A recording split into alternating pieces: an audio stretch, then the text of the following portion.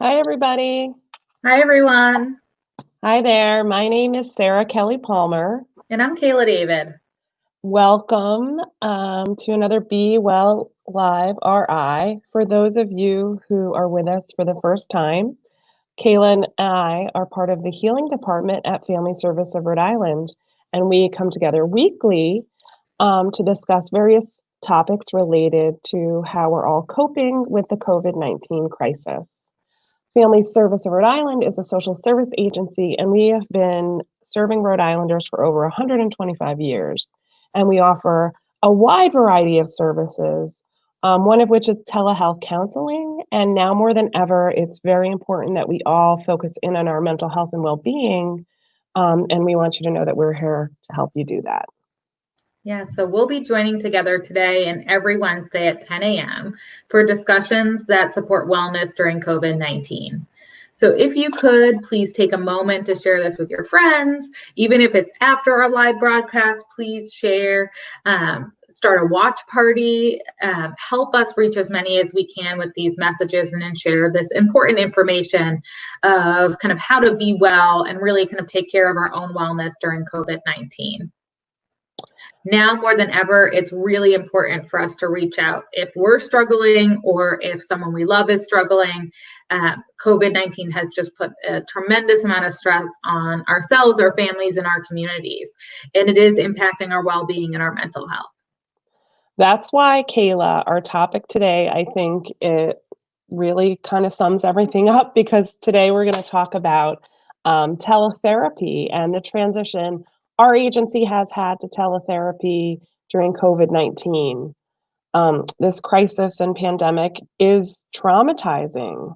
Um, it's threatening our safety, the safety of our community, and the people that we're close to and that we love. And we know that when you experience ongoing chronic stress, it can really take a toll on your overall functioning, your mental health, as well as your physical health. And because of COVID-19, we're actually all having this shared experience of this chronic stress. So I think now more than ever, being able to access help for that is so important. And I know what we're seeing in both adults and children is a lot of worry and fear. So we're seeing fear and worry about our own health.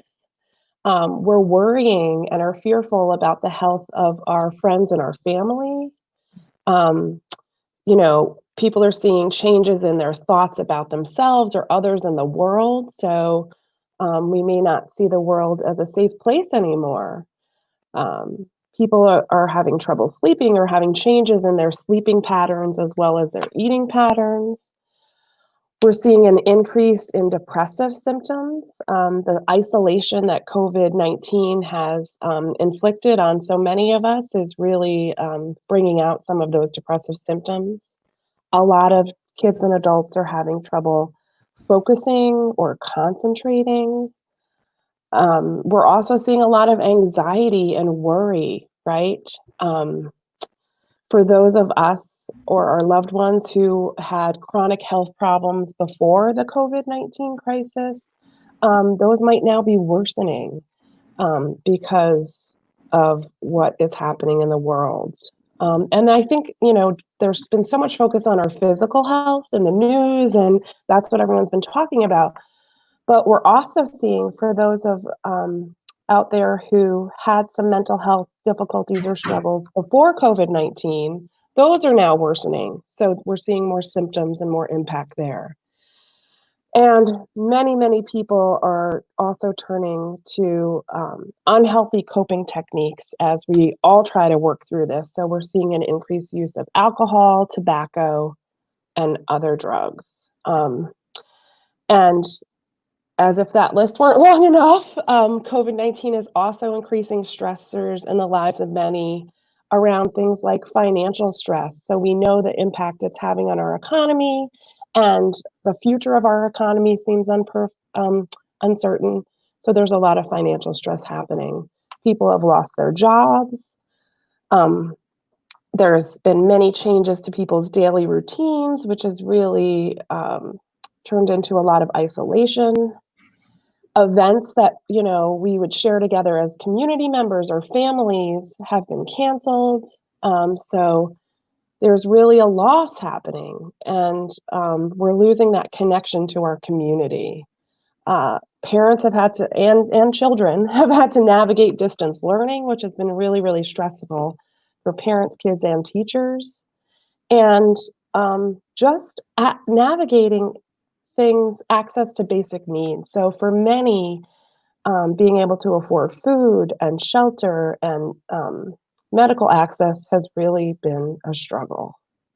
Yeah, and we're not just worried about today, right? We're worried about the future and this kind of concern about what will next week look like, next month look like, what will summers look like in terms of access to hobbies or events or access to things outside of our home. What will next year look like? And we're getting a lot of that information. Again, as a community, we're suffering. And what that means is that we, as connected as we are digitally, we are bearing witness to a lot of suffering. So we're hearing reports of other people suffering, communities in our nation or internationally suffering. We're getting lots of alerts about different information, maybe misinformation. Lots of people putting out reports on what will happen next week in terms of surges or declines in numbers. And all of those things can lead to a lot of that kind of chronic stress, or that belief that the world is not a safe place, other people aren't safe, those symptoms that you were talking about, Sarah. And when we started in this, none of us knew we would be, engaging in, social distancing for so long, and isolation or quarantine for so long.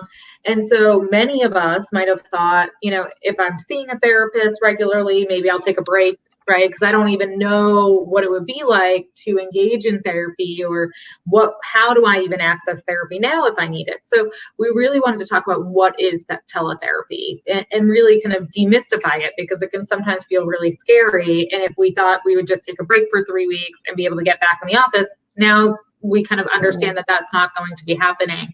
And yet we want to make sure that people are accessing, treatment. So Kayla, can I just say also, and with all that's happening in the world, with the inequity we're seeing and the violence we're seeing, in addition to COVID-19, that's also adding a whole other layer for people to be having to take in and process and deal with that. So for our communities of color, I think now, more than ever, it's just such a time to really try to take care of each other and ourselves. So I just want to add that. Yeah, and our communities of color were disproportionately impacted by COVID-19 to begin with, right? And then are impacted by systemic racism, are impacted by police brutality. So it's so important, if you're going to fight the fight, you still need to take care of yourself. And so, it is so important to think about, all of the ways I can take care of myself. And one of those ways can be accessing mental health treatment, or kind of doing wellness checks with a therapist. So teletherapy can be done virtually or over the phone. So for many people, they really like that kind of being able to see the other person. For other people, they're like, no, actually, I feel much more comfortable not being able to see you not being able to see me, or not being able to see myself, right? That's the biggest issue, I think, for a lot of people, is like, I can see me as I'm interacting.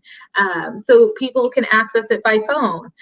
So it can act as kind of you can kind of have your normal therapy session.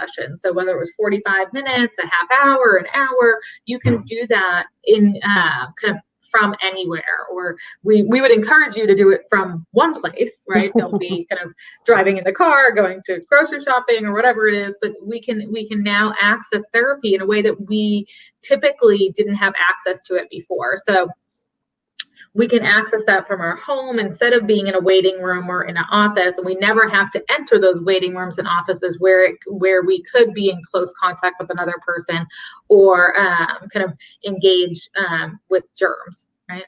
And so teletherapy is not new, although it's had, it's having its heyday, right? It's got quite a bit of a many more people utilizing it now. It was used much less frequently before. And historically, teletherapy and telehealth, so that's kind of the physical health side of things, the medical health side of things, were used to provide access to mental health and physical health treatment for those who didn't have access. And they really looked at geographic access. So in Rhode Island, we didn't really have access to teletherapy unless we were paying out of pocket for it, because the insurance companies didn't, see us as having a geographic need for teletherapy. In the wake of COVID-19, teletherapy and telehealth services have increased greatly, and more organizations are kind of shifting, just like ours, to providing these services in order to provide ongoing treatment to those who need it and really create a safe environment for current clients and new clients to access treatment that's safe for them, it's safe for our families, and it's safe for the providers so that they can continue to do their job. They're not getting sick, so we're not seeing kind of decreases in their ability to kind of show up every day for their clients. So we've, this kind of COVID-19 crisis has also really opened up, Sarah, the conversation around access. So we used to talk about access in terms of geographic access. That's not the only thing we're considering now. So there are so many other access issues that are really being talked about on a state and a national level by providers, by lawmakers, by insurance companies that are really important for all of us to consider and really advocate for. So, in Rhode Island, we didn't have access to teletherapy services through many of our insurance companies. Right now we do on a temporary basis, but what we're noticing is that, there were lots of people that didn't have access for a very long time, whether that was they didn't have kind of the financial means to go to and from the office, maybe they didn't have the financial means to pay their copay, maybe they had childcare issues or transportation barriers. All of those things impact access. It also impacted our access to choice. So families and individuals would often pick, how close, a close proximity to their home or office. How close is this provider to me? So you don't want to drive maybe an hour out of the way, or for many of us in Rhode Island, more than 20 minutes out of the way to access a service.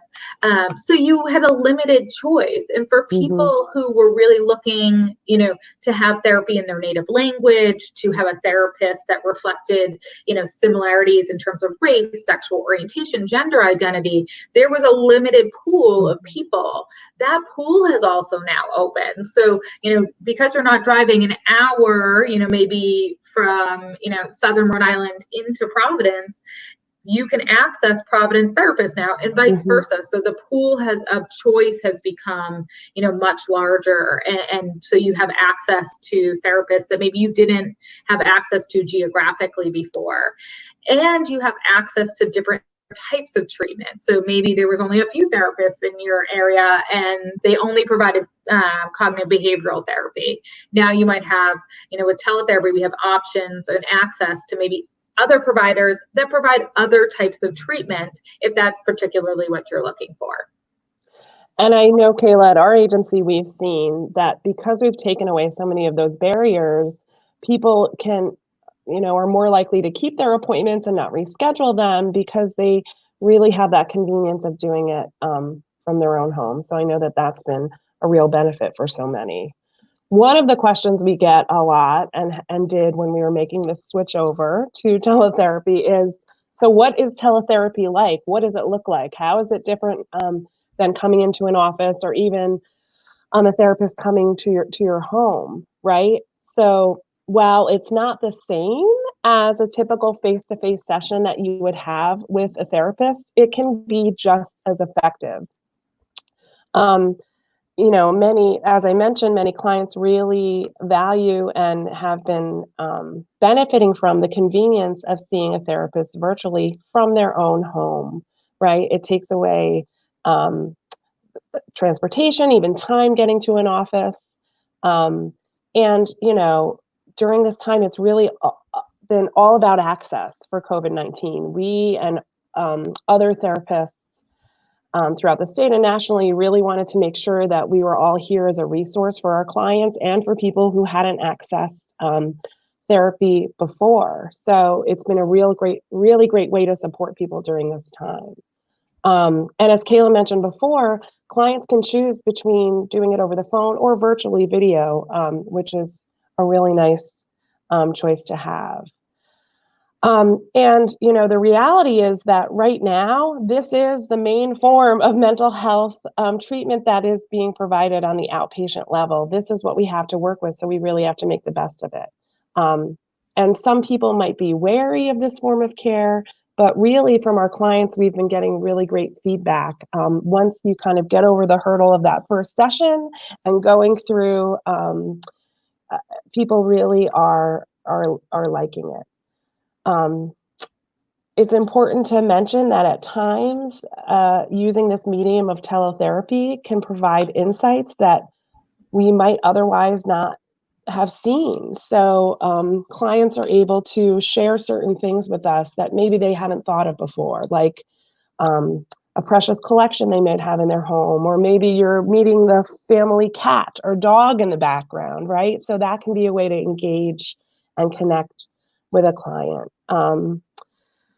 When seeing a therapist, we can, through teletherapy, clients are able to perhaps better access some of the stressors and feelings they may be experiencing at home. They might be just more available because they are in that environment. So it might elicit more conversation around those things. And on those particularly hard days when if you were planning on going to see your counselor or therapist, but it maybe became too overwhelming to you that you might have canceled otherwise, being able to access that from the comfort of your own home is a really great way to avoid that cancellation and to keep that appointment, right? So doing it from your own home can be so helpful for so many.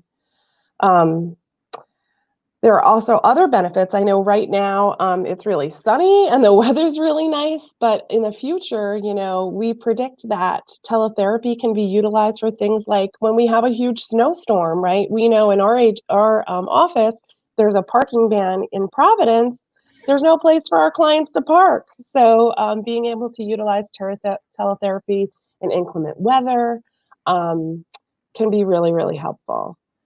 And, some clients might actually prefer teletherapy over face-to-face sessions. It might be less threatening and it might be more comfortable for them. Yeah, so many people, Sarah, would say, definitely before they came in for their first session, that they thought about it a lot, but they were really scared to come in, or they were scared to see other people that they knew in the waiting room, or they didn't know what it would look like or what it would feel like, right? Those kind of our sensory experience that makes us, feel either uncomfortable or comfortable. Part of being in your own home is there is some level of comfort oftentimes there. And now that our work is in our home, school is in the home, our personal life is in our home, our stressors are right there. Like you were saying, like they're right up front, they're present. And so working through those experiences in the environment that you're living in can often really make those connections that were really difficult when you were coming into an office, right? Or were different when you were coming into an office. There's benefits to both, right? There's benefits to being in an office space. There's also can be some real benefits to teletherapy.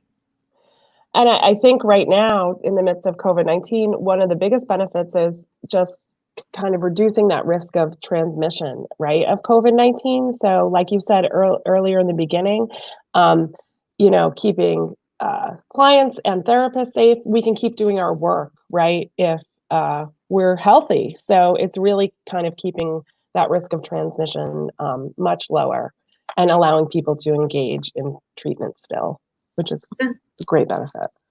Well, and therapy is about wellness, right? So we don't want you to get unwell because you came into our waiting room to get treatment for your mental health. So that's also a really important piece, right? And, that is, we don't want it to feel unsafe to access treatment, because when we feel unsafe, we're not being vulnerable, we're not being open. We might have a very difficult time accessing parts of our brain or experiences because we're kind of in that survival mode of I have to make sure that I'm not touching anything or doing anything. And especially for people coming in with young children, right? That becomes, I'm not touching anything. I have to make sure my 2-year-old isn't touching anything. I don't know how parents right now are doing that with very young children of making it so that they don't touch anything, because kids love to touch things. So it can provide a lot of stress to come into an office building right now. And so teletherapy provides that option to stay in your home. And so we wanted to talk a little bit about some tips and tricks, right? Ways to use teletherapy effectively, because it can be used really effectively, but there are tools to doing it. And none of us were taught how to kind of do teletherapy before this. Most therapists weren't taught how to do teletherapy before this. So being kind of mindful of the ways that we go moving forward, how do we kind of effectively navigate that, and how do we make the most out of the time that we're spending with our therapists? If we're only seeing them once a week or maybe every other week, how do we use that really effectively? So the first thing is really about, private spaces. It is so important to have a private space, one in which it feels kind of comfortable, it is confidential, so we're not right in the middle of the family room, or kids not getting their therapy right at the kitchen table. There is some private space involved, and it's also away from all that noise that comes from the house, right? So maybe you are in like the private space of the bathroom next to the kitchen, right? And for some people the bathroom's the only private space, and we get it, go in there, right? But if there's tons of noise in the background, that can be really distracting for you to kind of show up and be present. So being really, aware of where the hustle and bustle is, and trying to kind of cultivate a space that feels really calming for you, that's kind of away from other people, so that you can have confidential conversations. Because right now, what we're talking with our therapists about is often the people and experiences that are also happening in our home, because we're not leaving. So we want you to be able to feel comfortable talking about those experiences, and you don't if you're right next to that person, right? So if possible, the second tip is, it's really convenient to use our phone for teletherapy. Right now, we're using a platform that does use phone numbers, so it calls phones, but can also be set up on a computer. Many therapists are using a variety of different platforms that can be accessed really easily from phone or computer. If possible, use a computer, use a tablet, use something that's harder to move around.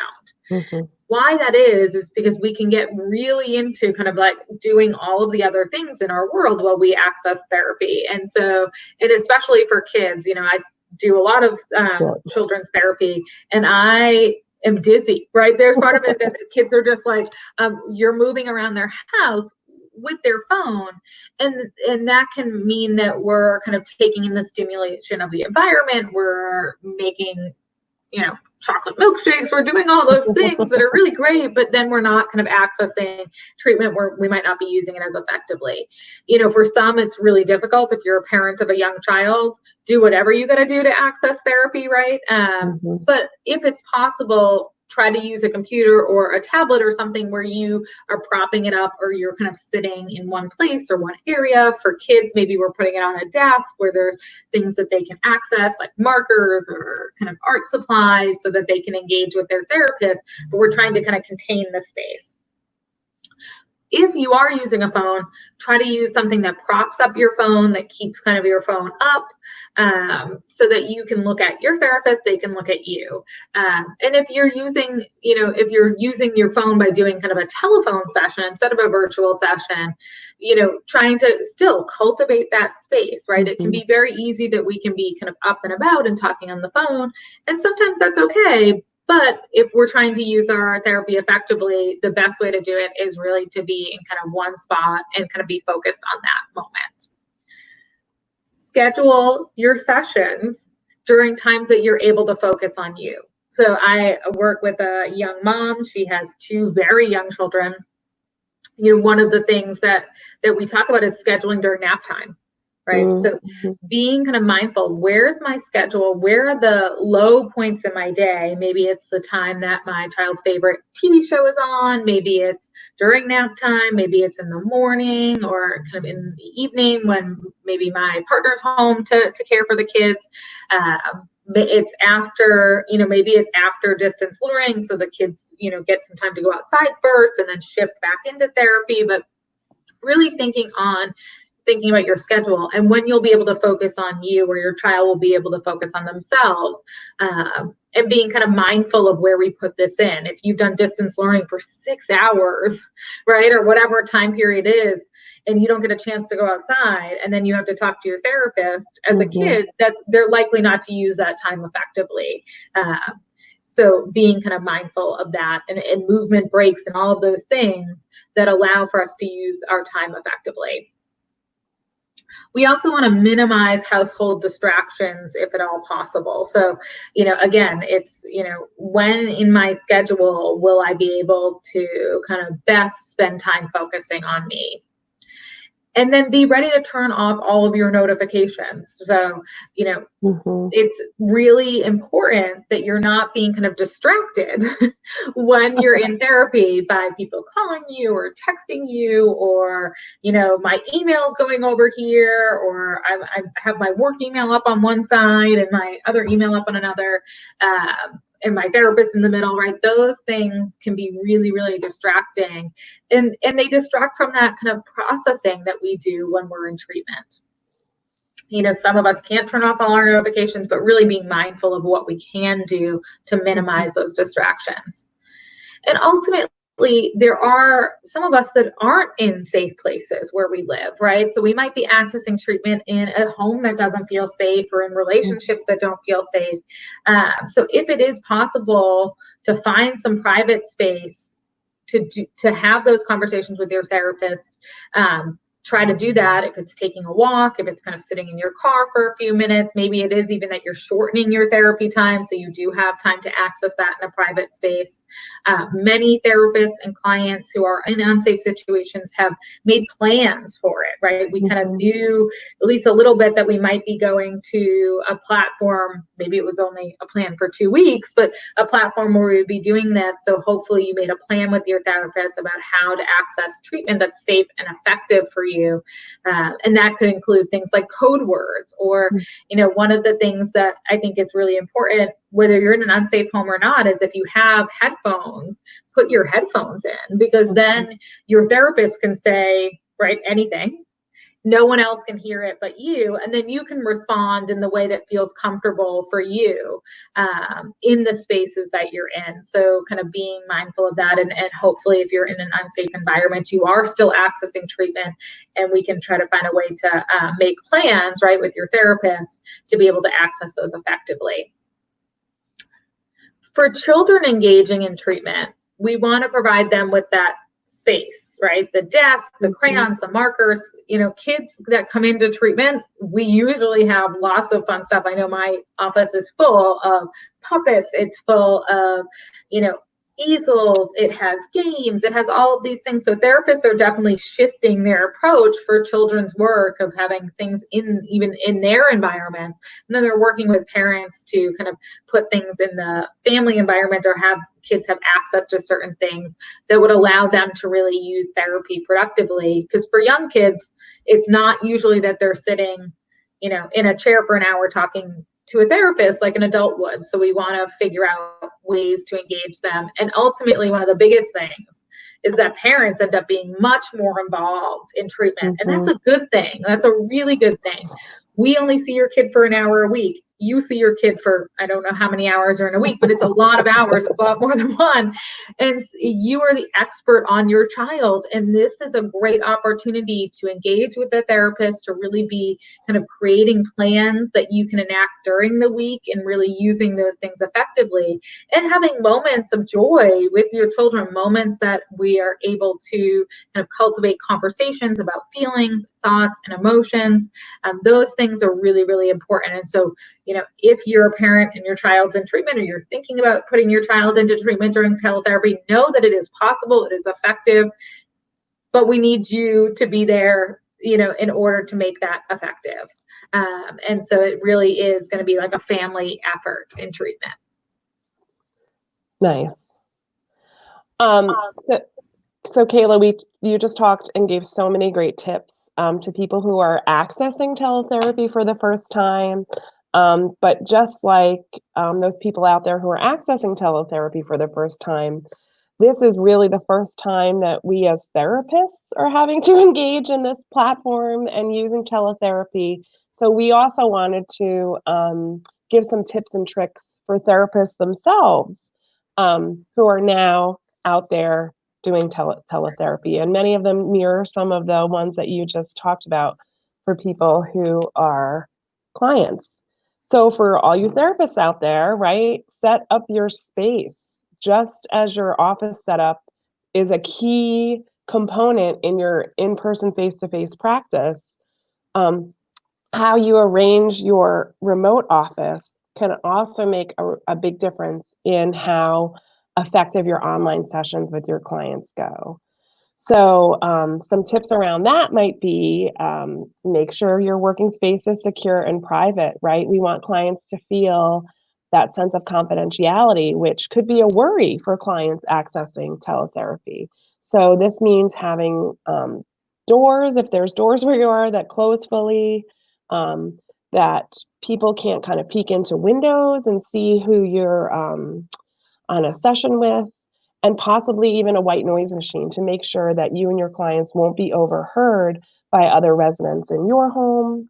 Um, and just like Kayla said about minimizing household distractions, that's just as important for therapists, right? So make sure your pets aren't kind of crawling all over you, right? um, and they're in another space, and that household members know that you're working and can't be interrupted, because your clients really deserve your full attention. Um, before your first online session, consider what your clients will be seeing right behind you and kind of test out your camera setup. Do you have enough lighting? Will they be able to see you? What distractions are behind you? Right? So ironing out these details ahead of time will make things easier once you actually start your sessions. Be ready to turn off all your notifications, just like Kayla said, so that you are giving full attention and you won't be distracted by glancing at email or hearing dings or whatever it is that might be going on. And double check your logistics, especially if this is your first time offering teletherapy. You want to make sure that you're following all the applicable rules and regulations around confidentiality and what platform you're using. It's really important that you do that as a therapist. Yeah. And if you're doing children's work, having those things in your space, no kid wants to draw on one end of the video and you're not doing anything, right? One that's boring for you, it's also like they don't feel good about it. So if you're asking families to have art supplies, you should have art supplies.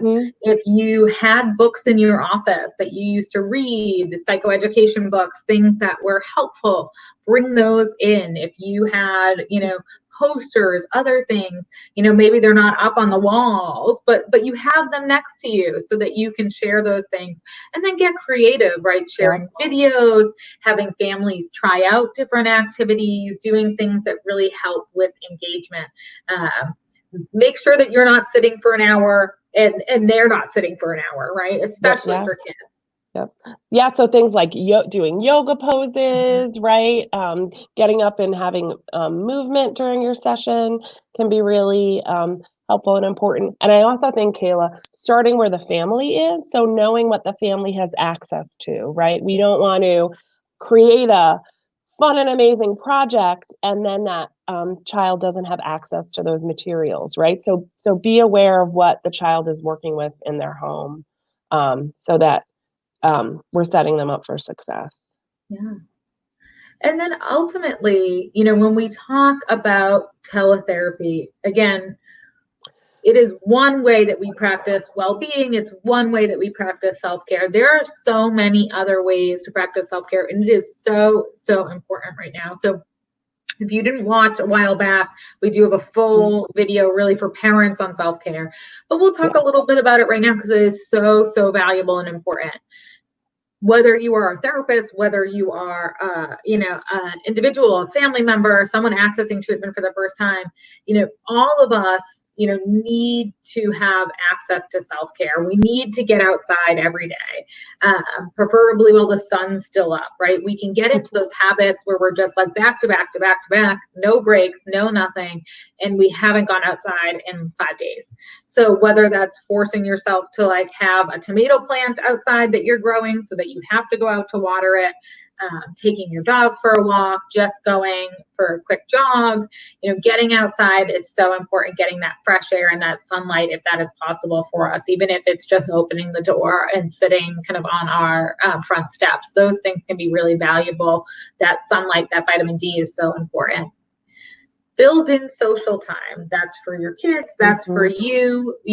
We don't have to be socially isolated.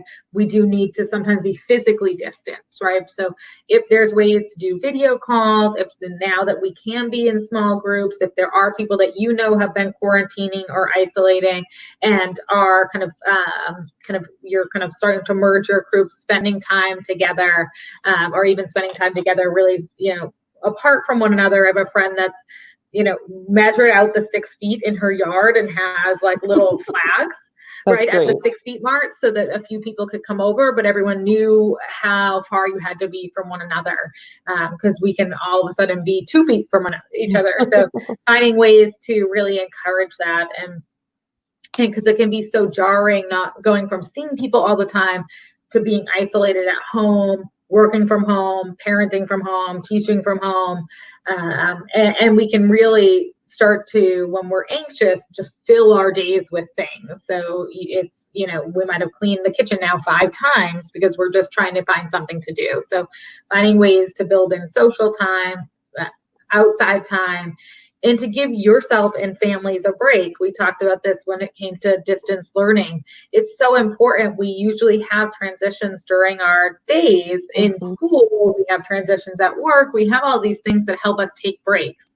Now we're really responsible for them. So finding ways to give yourself breaks, your kids breaks, finding ways to have family breaks. Maybe it's family breaks off of technology because we're spending a lot of time on it.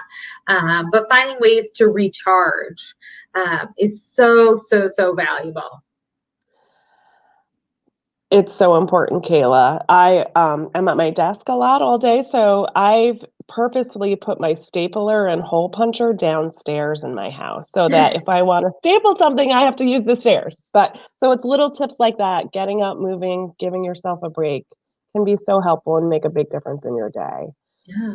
We hope that this has been helpful and informative, and we hope that we have kind of just given you some good tips about accessing teletherapy. And if you've been contemplating it and you've been wondering, make that leap and reach out, because again, it's so important that we tend to our mental health and well-being right now. And teletherapy is just one way, but it can be a really impactful, effective way to do that. So we look forward to coming back next week, next Wednesday at 10 a.m. We are going to be practicing, I'm going to be practicing some self-care, and I'm taking the week off. So we're actually going to be pre-recording our Facebook Live, but with 3 very special guests. Should we tell them a hint, Kayla? Why not? So we're going to get the kids' perspective on COVID-19. We're going to be talking to 3 kids, youth, right? Tweens, really, about their experience during COVID-19. Because, we've talked a lot about how to talk to kids and what to do, but, we actually really want to hear from kids themselves. So please tune in, same time, next Wednesday at 10 a.m.